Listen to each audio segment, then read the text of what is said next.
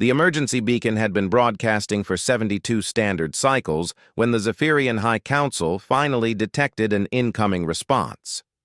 Ambassador Thylix stood before the massive viewing screen in the council chamber, her delicate crystalline features reflecting the pale blue light of their dying star. The entire Zephyrian civilization hung in the balance, and their desperate plea for assistance had finally reached someone willing to help. "Ambassador, we're receiving a transmission from the responding vessel," announced Communications Officer Velek, his voice trembling with a mixture of hope and fear. The Zephyrians were a peaceful species, evolved from crystalline beings who had never known violence in their million-year history. Their society was built on harmony, scientific advancement, and the pursuit of perfect order. The transmission crackled to life, and a strange voice filled the chamber. The language was rough, aggressive, unlike anything in their linguistic databases. The universal translator worked overtime to process the alien speech patterns. "This is Captain Sarah Chen of the Terran vessel Defiance. We received your distress signal. What's your situation down there?" Thylix stepped forward, her voice melodious and calm despite their dire circumstances. "Greetings, Captain Chen. I am Ambassador Thylix of the Zephyrian Collective. Our star is collapsing ahead of all scientific predictions. We have approximately 40 standard cycles before total system failure. Our population of 8 billion requires immediate evacuation assistance." There was a pause on the other end. When the voice returned, it carried a different tone. 8 billion? That's a lot of people. We'll do what we can. Prepare your leadership for a meeting. We're coming down." The Zephyrian Council exchanged glances. Something about the way the alien captains spoke sent shivers through their crystalline spines. The word Terran meant nothing to them, but there was an underlying intensity in the voice that made them uncomfortable. Still, with their world dying, they had no choice but to accept whatever help came their way. Hours later, the alien vessel descended through their atmosphere. The Zephyrians watched in growing horror as the ship broke through their clouds. It wasn't the sleek, elegant craft they expected from an advanced civilization. Instead, it was a massive, angular monstrosity covered in what appeared to be weapon ports and armor plating. Dark metal gleamed under their pale sun, and strange markings covered the hull. "By the Crystal Fathers," whispered Thylix, "what manner of beings build such aggressive vessels?" The ship landed in the designated area outside their capital city with surprising gentleness despite its intimidating appearance. A ramp extended, and the Zephyrians got their first look at their would-be saviors. The beings that emerged defied every expectation. They were bipedal, like the Zephyrians. But that's where the similarities ended. Where Zephyrians were tall, slender, and crystalline, these creatures were compact, muscular, and covered in what appeared to be some form of protective flesh. They moved with predatory grace, their eyes constantly scanning for threats that didn't exist in peaceful Zephyrian society. The lead figure removed her helmet, revealing features that made the gathered Zephyrian officials step back instinctively. Short dark hair, intense brown eyes that seemed to see everything at once, and most disturbing of all, visible teeth when she spoke. Sharp, white teeth that looked designed for tearing rather than the gentle energy consumption the Zephyrians practiced.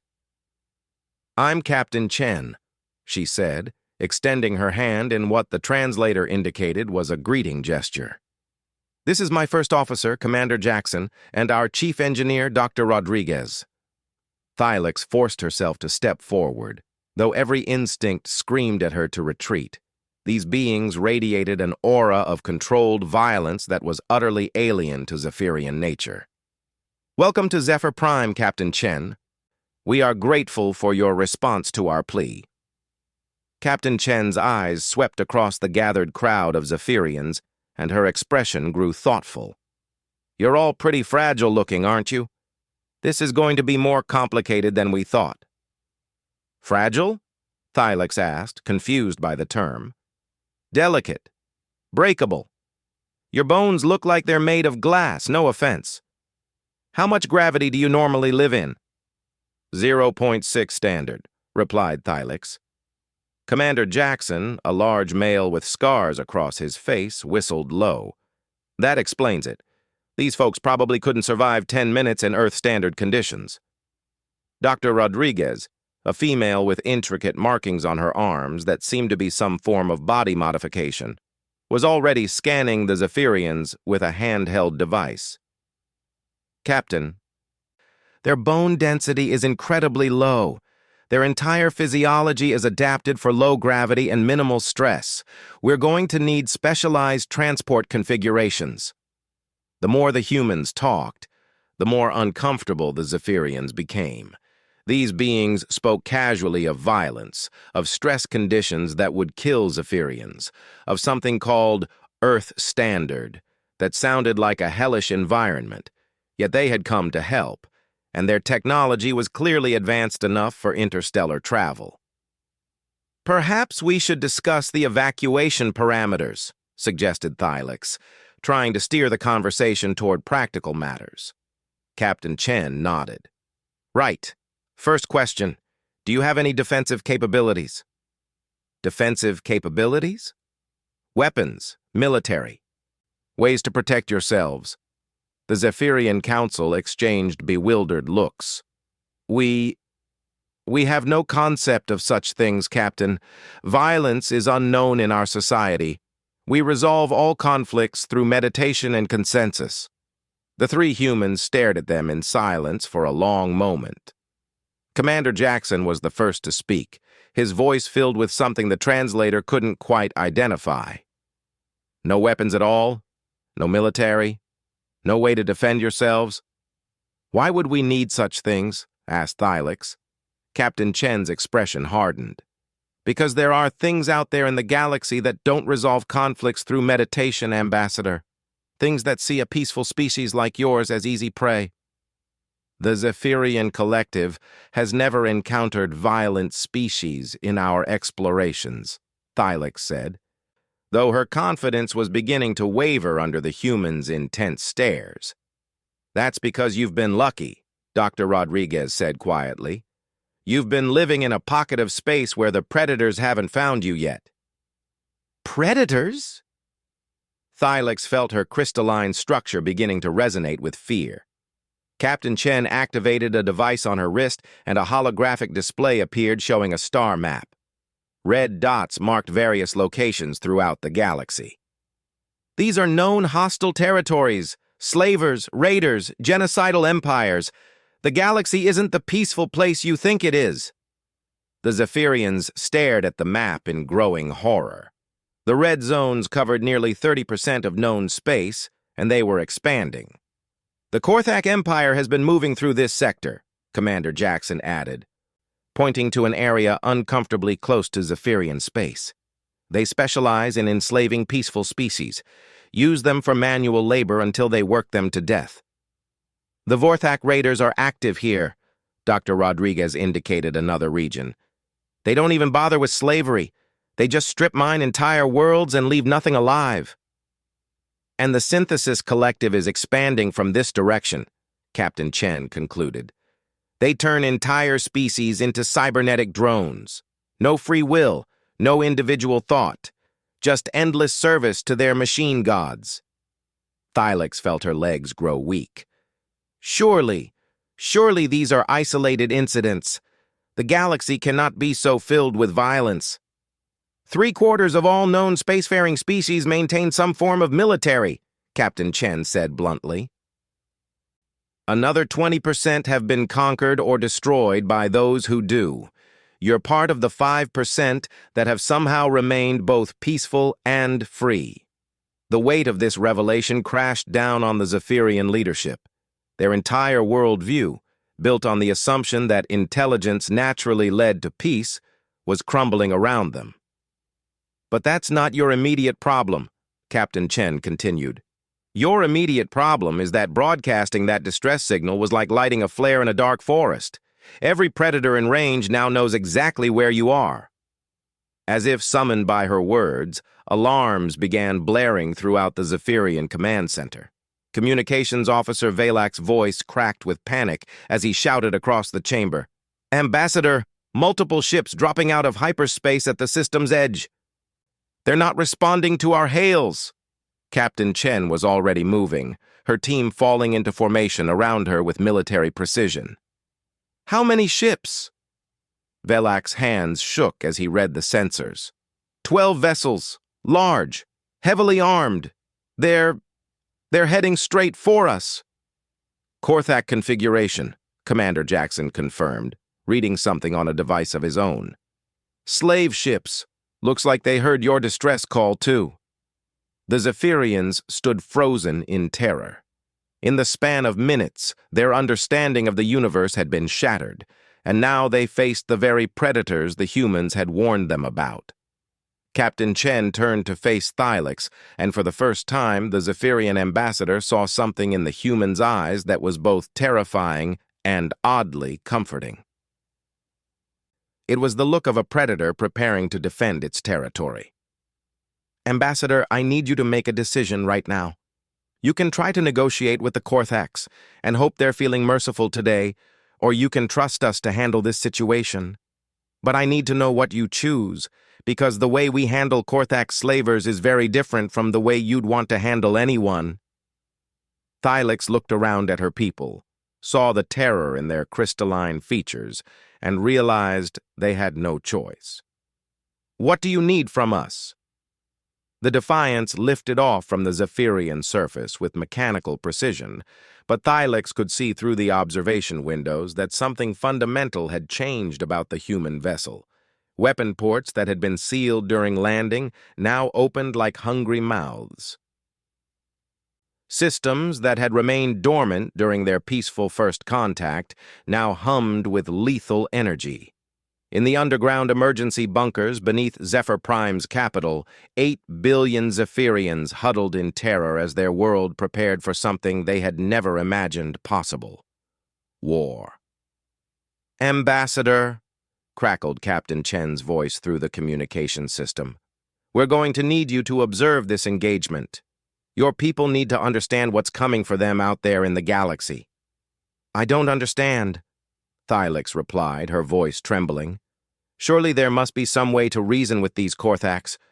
Perhaps if we offered them our scientific knowledge, our cultural achievements." Commander Jackson's harsh laugh cut through her words. "Ambassador, the Korthaks have a saying, 'The only good slave is a broken slave.' They're not here to trade. They're here to take every single one of your people and work them to death in their mining operations." Through the shelter's viewing screens, the Zephyrians watched as the human ship moved toward the incoming Korthak fleet. The size difference was staggering. 12 massive Korthak vessels, each one the size of a small city, bore down on the single human ship that looked like a tiny needle in comparison. "Captain," Dr. Rodriguez's voice came across the comm system, "I'm reading massive energy signatures from the lead Korthak vessels. They're charging their slave capture systems, wide-area neural disruptors designed to paralyze entire populations." "Good," Captain Chen replied. And there was something in her tone that made Thylix's crystalline skin crawl. "That means they're planning to take prisoners.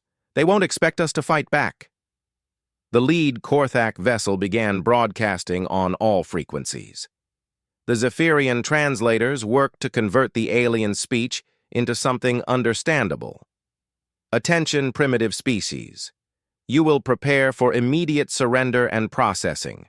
Resistance will result in painful death. Compliance will result in useful servitude. Choose quickly." Captain Chen's response was broadcast on the same frequency, but she spoke in perfect Korthak, which surprised even the Zephyrians.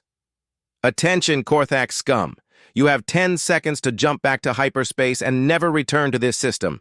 This is your only warning." The Korthak fleet's response was immediate. Energy weapons that could level mountains opened fire on the human vessel.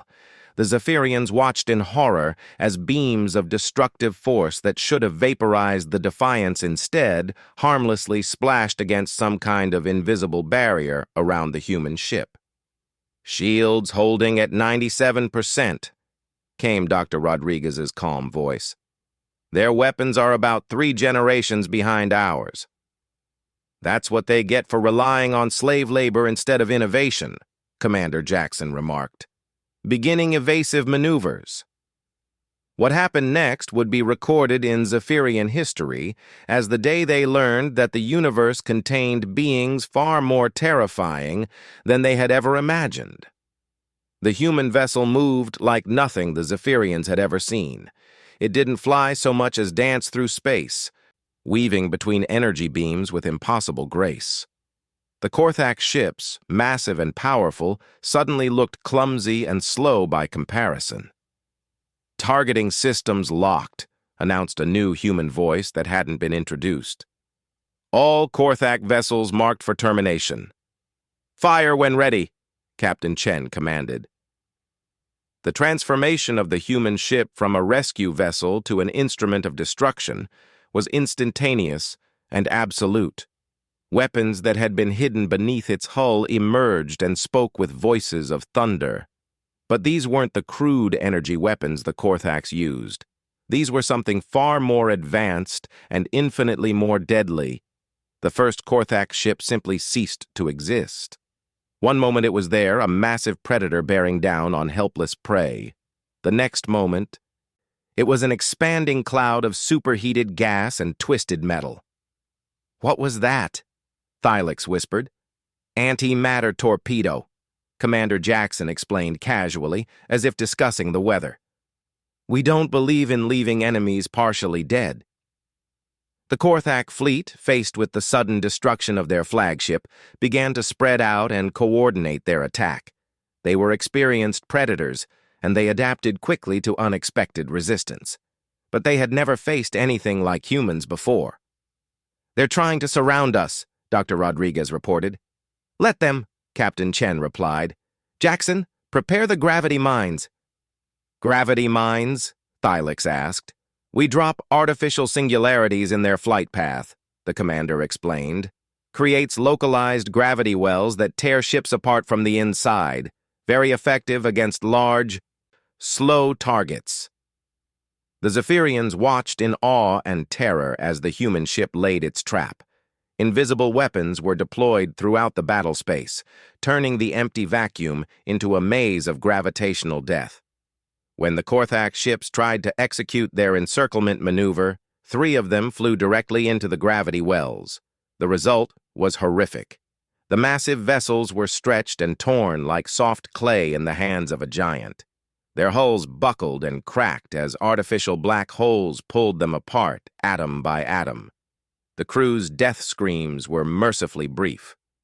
7 ships remaining," the unnamed human voice reported. "They're attempting to retreat."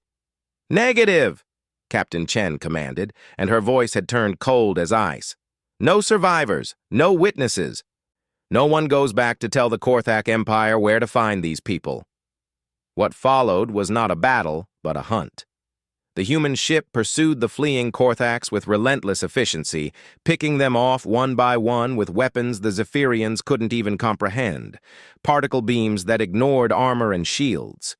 Quantum torpedoes that exploded in multiple dimensions simultaneously. Nanite swarms that ate through hulls like acid. Each Korthak ship died differently, as if the humans were experimenting with various methods of destruction. Some were vaporized instantly. Others were slowly consumed by strange energies that turned their matter into light. One was apparently teleported directly into the heart of Zephyr Prime's dying star. "Final target locked," came the announcement. The last Korthak vessel, the smallest of the fleet, was trying desperately to reach the hyperspace limit. "Wait," Captain Chen commanded. "Let me talk to them first." The communication channel opened, and Captain Chen addressed the sole remaining Korthak ship. "Attention, final vessel. I'm going to give you a choice that your people never gave to their victims. You can die fighting, which will be quick, or you can transmit a message back to your empire, which will also be quick, but might save other lives. The Korthak response was immediate and filled with rage. You dare threaten the Empire? We will return with 100 fleets, 1,000. Your little world will burn. That's what I was hoping you'd say, Captain Chen replied. Record and transmit this message to your empire. Tell them that Zephyr Prime is under the protection of the Terran Federation. Tell them that humans have claimed this space, and tell them that if we ever detect another Korthak vessel within 100 light-years of this system, we will not just destroy your fleets. We will trace your hyperspace routes back to your homeworlds and end your entire species. You bluff! No one would dare attack the Empire directly. The Altarian Empire thought the same thing. So did the hegemony of cruel stars. So did the machine Dominion. Ask them how challenging humanity worked out for them. There was a long silence from the Korthak vessel. Oh, that's right, Captain Chen continued, her voice dripping with mock sympathy. You can't ask them, because they don't exist anymore. The final Korthak ship was destroyed by a weapon the Zephyrians never saw fired. One moment it was there, the next it was simply gone, as if it had been edited out of reality. Battle concluded, Dr. Rodriguez reported. All hostile vessels destroyed, scanning for survivors. No survivors, Captain Chen commanded. And scatter some antimatter charges around the debris field. I want it to look like they ran into something even worse than us. As the Defiance returned to Zephyr Prime, the Zephyrians remained in their shelters, trying to process what they had witnessed. In less than 2 hours, a single human vessel had completely annihilated a fleet that could have enslaved their entire civilization. Ambassador Thylix, Captain Chen's voice came through the communication system. You can bring your people out now. The immediate threat is over. Immediate threat? Thylix asked weakly. Well, the Korthaks will probably send a larger fleet to investigate what happened here. And when that fleet doesn't return either, they'll send an even larger one. Eventually, they'll send enough ships that even we might have trouble with them. The Zephyrian leadership stared at each other in growing H3 standard cycles had passed since the Korthak fleet's destruction, and the Zephyrian evacuation had become something far more complex than anyone had initially imagined. The humans hadn't simply rescued the Zephyrians. They had effectively adopted them, and the process was proving traumatic for both species. Thylix stood in the observation deck of the human evacuation vessel Sanctuary, watching as the last transport ships departed from their dying homeworld. Zephyr Prime's star flickered weakly behind them, its light growing dimmer each day. But what concerned her more than the death of her world was what the humans were turning her people into. The integration process is proceeding faster than expected, Dr. Rodriguez reported as she approached Thylix. The human scientist had become the unofficial liaison between the species, though her methods remained deeply unsettling to Zephyrian sensibilities. Integration? Thylix asked. I thought this was an evacuation. It was, initially. But Captain Chen made it clear that simply moving your people to a new world wouldn't solve the fundamental problem. The galaxy isn't safe for pacifist species. We've seen too many civilizations get wiped out because they couldn't defend themselves. Through the viewport, Thylix could see the massive human fleet that had arrived over the past few weeks. Dozens of vessels, each one bristling with the same terrifying weapons that had annihilated the Korthaks. The humans had mobilized a significant portion of their military to protect 8 billion refugees, and they were clearly expecting something in return. What exactly do you want from us? Thylix asked, though she suspected she already knew the answer. Dr. Rodriguez activated a holographic display showing the current state of galactic civilization. We want you to survive. But survival in this galaxy requires adaptation. Your people need to learn how to defend themselves.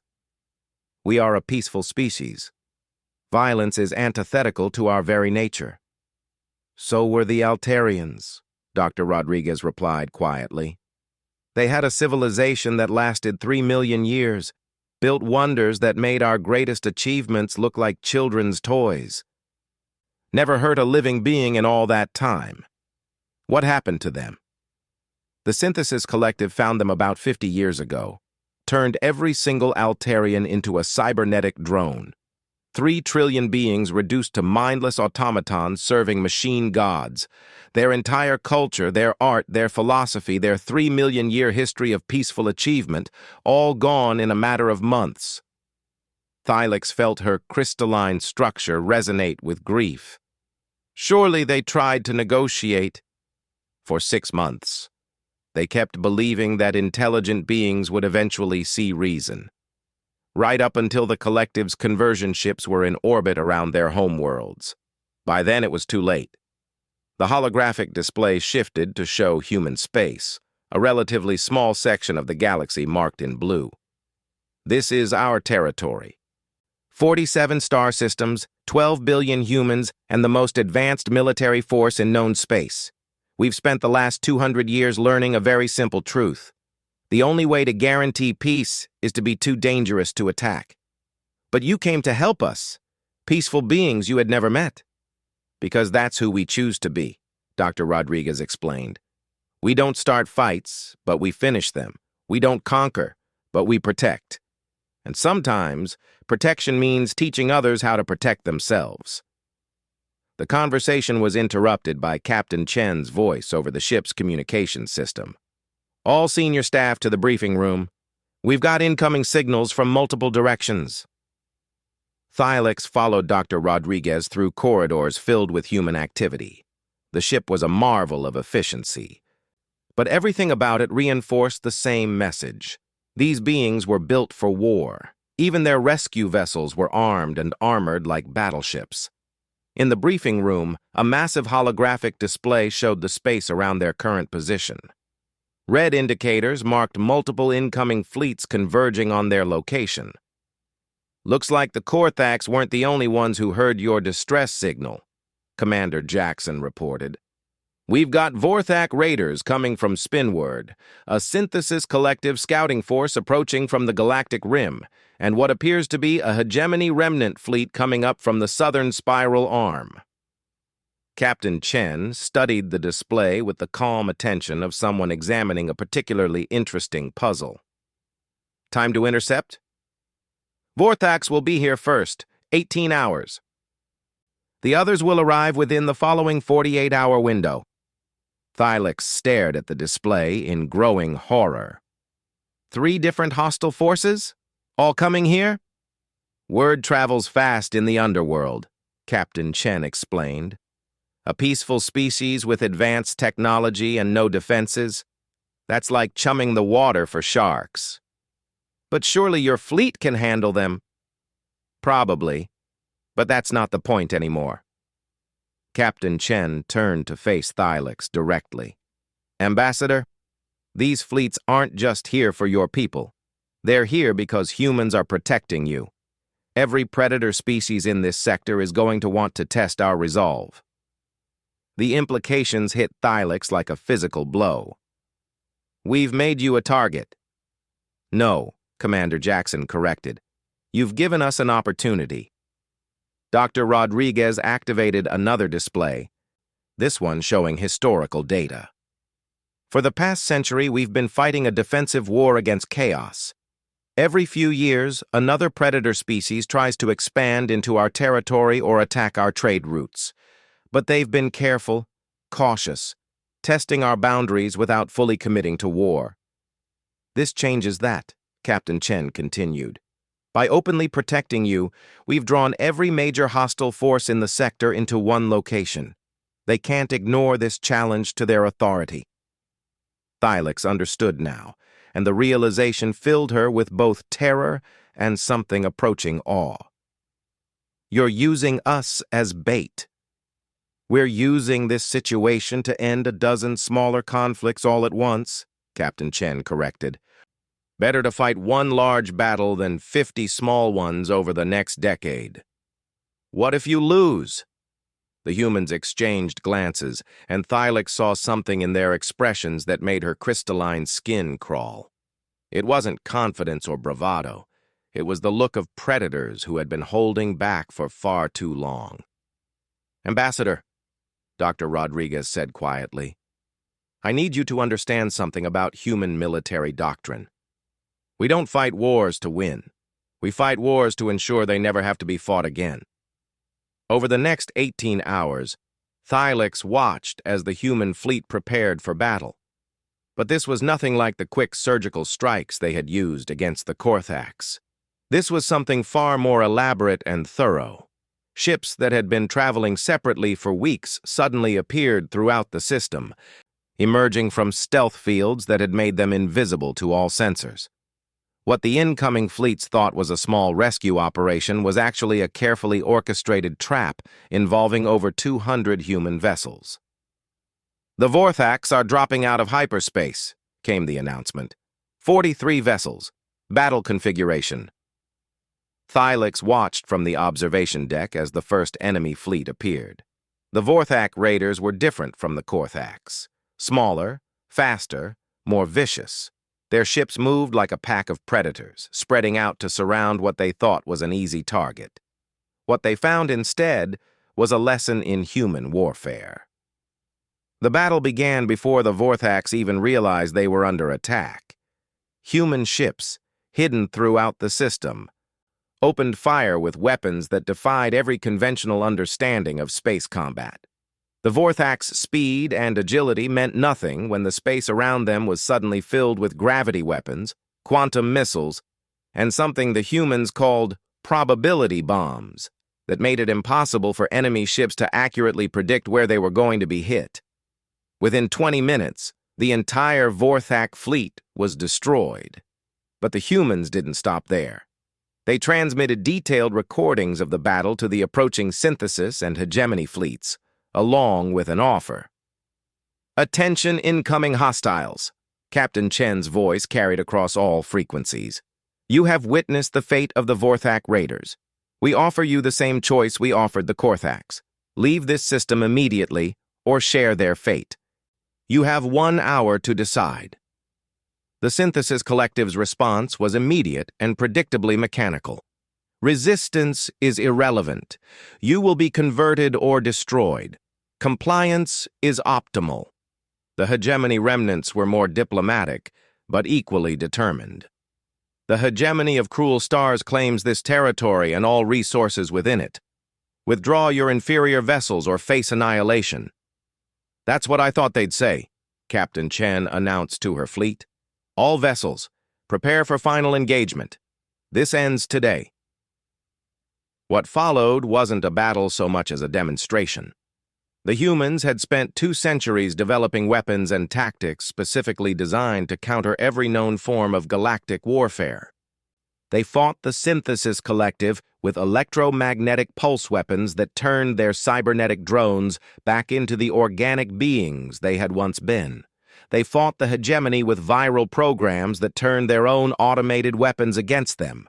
When it was over, 3 of the most dangerous predator species in the sector had been not just defeated, but effectively eliminated as threats. The survivors, and the humans made sure there were survivors, would carry word back to their respective empires about what happened when someone threatened human-protected space. But the real transformation hadn't happened in the space battle. It had happened on the human ships, where 8 billion Zephyrians had watched their rescuers systematically dismantle everything they thought they knew about galactic politics. "The question now," Captain Chen said as she met with Thylix after the battle, "is what your people want to do next." Thylix looked at the human captain and realized that the scared, desperate beings who had broadcast a distress signal just weeks ago no longer existed. The Zephyrians had been changed by what they had witnessed, forced to confront the reality of a universe that was far more dangerous and complex than they had ever imagined. "What are our options?" she asked. "We can find you a nice quiet world in the deep core regions, somewhere safe and isolated where you can rebuild your civilization and hopefully never encounter the galactic community again. That's probably what most of your people want. Or you can join us.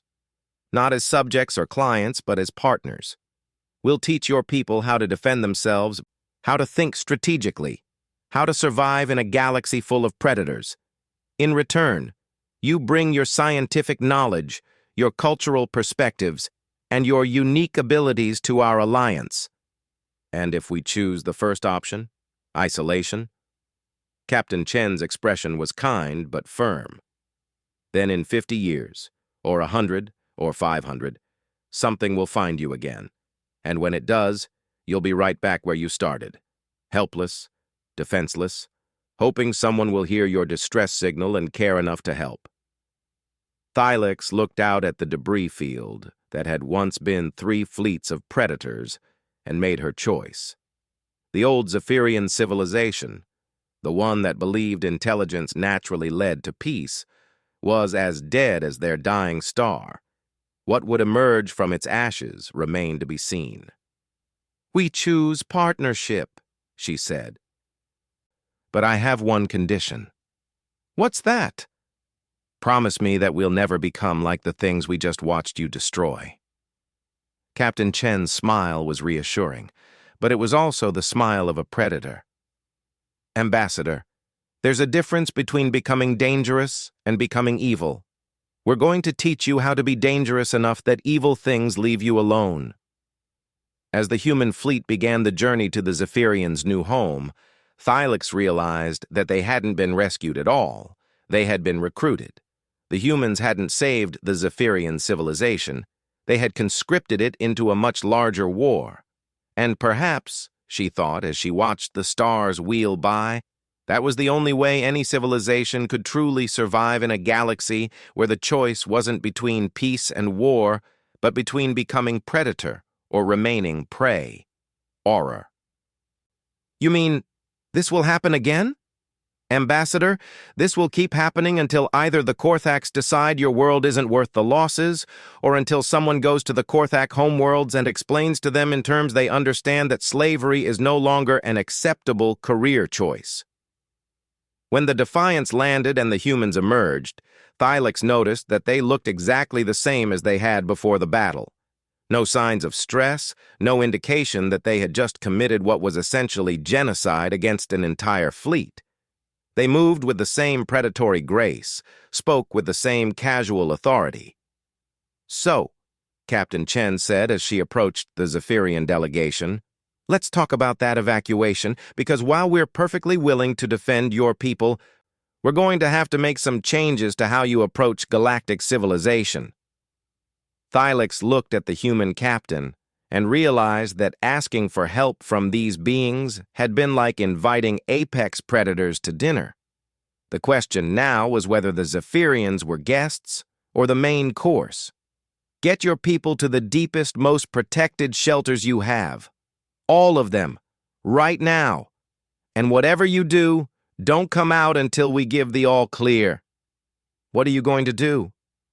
Captain Chen's smile was not reassuring. It was the smile of something that had evolved to hunt things much larger and more dangerous than itself. "We're going to show the Korthax why humans don't send distress signals, Ambassador. We answer them.